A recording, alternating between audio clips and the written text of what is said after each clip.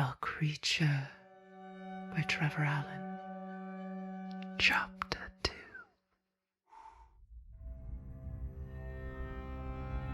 It is with considerable difficulty that I remember my creation.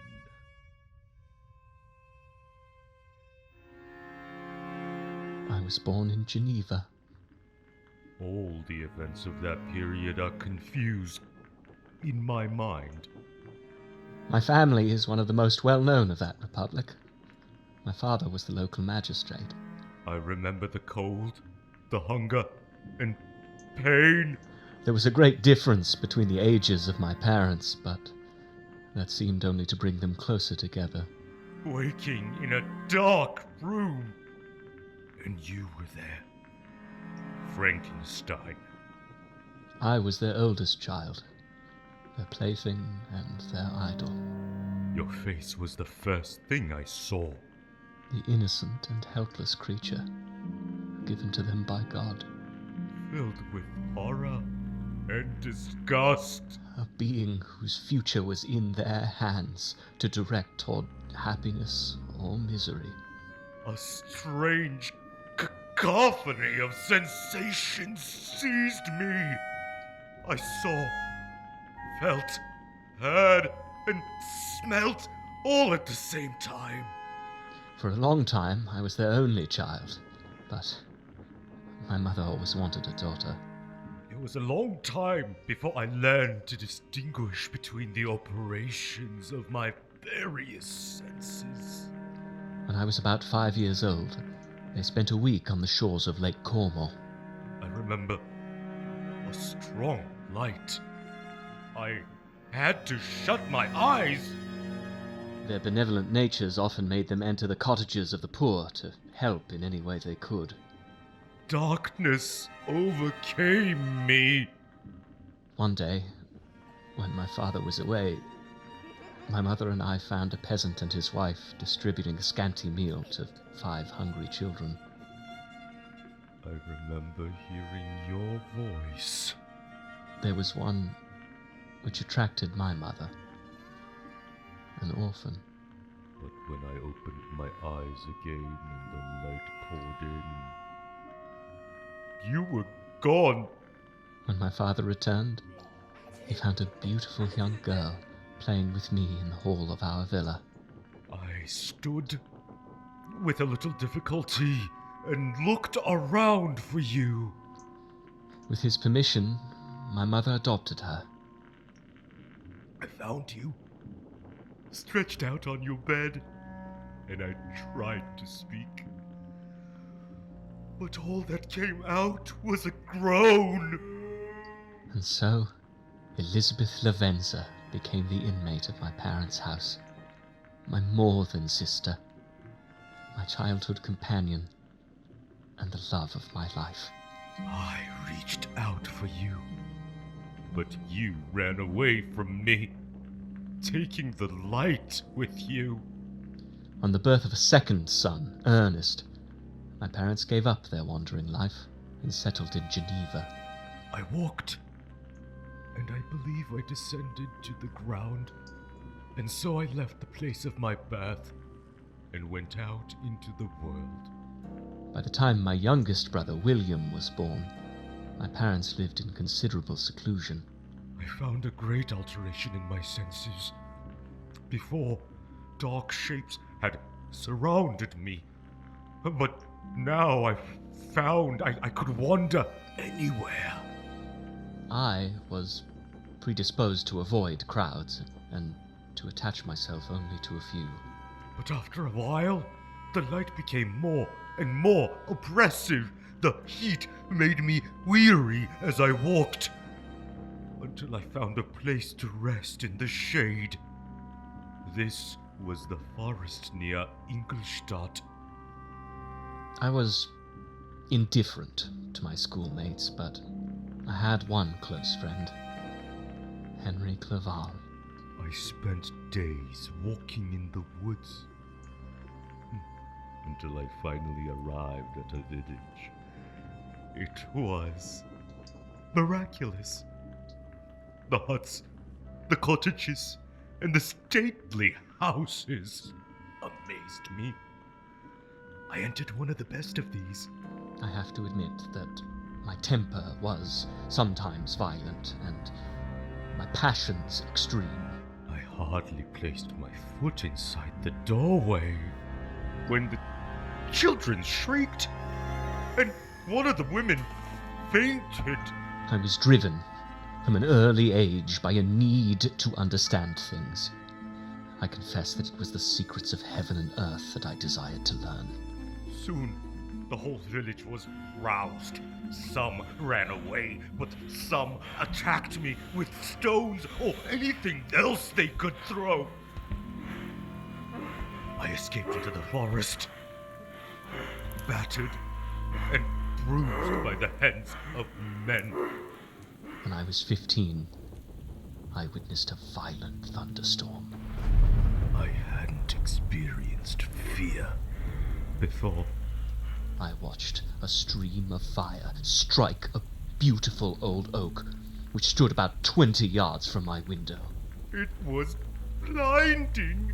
As soon as the dazzling light vanished, I saw that the tree had disappeared.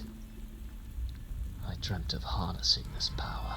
When I couldn't run anymore, I took refuge in a small hovel. When I visited the tree in the morning, It was quite bare. I found it shattered. Nothing remained but a blackened stump. A wretched sight after the palaces I had seen in the village. It was not just splintered by the shock, it was entirely reduced to thin ribbons of wood. The hovel joined onto a cottage, but after my dearly bought experience, I knew I shouldn't enter it. I have never seen anything so completely destroyed. Except my soul. I retreated to a deserted pigsty and lay down in the straw. I was happy just to have found a shelter from the storm, but still more from the barbarity of men. When I was 17, my parents decided that I should become a student at the university. I had a step, and looking through a small hole in the wall, I saw a beautiful young creature carrying something heavy walk past me. My departure date was set, but before the day arrived, the first misfortune of my life occurred. When all of a sudden another creature came up to her and uttered a few soft sounds. Then he took the log and carried it to the cottage himself. My mother became sick with fever. The looks of her doctors predicted the worst. In one wall of the cottage was a window, but it had been boarded up. There was a crack in one of the boards. I looked through it, and I could see a small room. On her deathbed, she joined the hands of Elizabeth and myself and said, "Children, my hopes of future happiness were placed on the prospect of your marriage.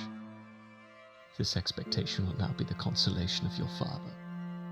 In one corner, near the fireplace, sat an old man. The young girl took something out of a drawer and sat down beside him. He picked up a piece of wood. He began to blow through it. Such sounds came out of it, sweeter than the voice of the nightingale. She passed away quietly, and even in death, her face showed affection. He played a lovely, mournful tune, which drew tears out of the eyes of the woman. But the old man took no notice until she sobbed out loud. Then he made a few sounds, and the fair creature stopped crying. He smiled at her with such kindness and affection that I felt sensations of a peculiar and overpowering nature. I can't describe the feelings of sorrow which I felt. My mother was dead, and I couldn't bring her back. But I still had duties to perform. Elizabeth comforted me. I felt a mixture of pain and pleasure, such as I had never experienced before, either from hunger or cold, warmth or food. And I turned away from the window, unable to bear these emotions. The day of my departure for Ingolstadt came. When I descended to the carriage, they were all there. My father to bless me, Clerval to shake my hand one last time, and my Elizabeth to kiss me goodbye. I lay on my straw, but I couldn't sleep. I thought about the day. What struck me most was the gentle manners of these creatures. I wanted to join them, but I didn't dare. I threw myself into the coach that was to convey me away, and once I was out of their sight, I wept like a little child. I remember too well the treatment of the villagers. I decided to remain quietly in my hovel, watching. Eventually, I saw the high white steeple of the town and was conducted to my solitary attic apartment to spend the evening as I pleased, all alone. The cottagers rose the next morning before the sun. The young woman prepared the food, and the young man chopped wood for the fire. The old man was blind, a condition I did not understand at first. When I realized he was without sight, and that he relied on the two young creatures for help, I was amazed. It was my first glimpse of kindness. I wanted to help too. Before, I had taken food from their garden and water from their trough. When I understood how little they had, I went into the forest at night and gathered berries and nuts and drank from the stream. I even began stacking firewood outside their shed every morning before they woke up. I was learning.